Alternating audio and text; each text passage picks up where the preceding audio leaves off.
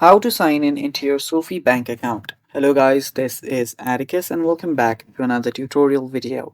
In today's video, I'll teach you guys how you can sign in into your Sofi Bank account. So without any further ado, let's dive right into it.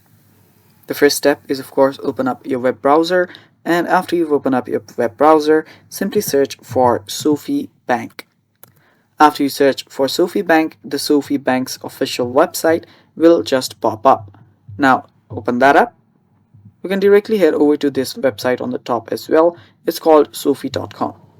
Now after you've done that, you will see the option on the top right to log in and get started. Now if you do not have an account, tap on get started to create an account.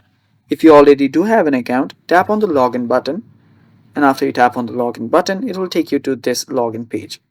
Now type in your email here and then your password. After you type in your password, you can tap on login. If you ever forget your password, you can tap on the forgot password option, through which you can simply just reset your password.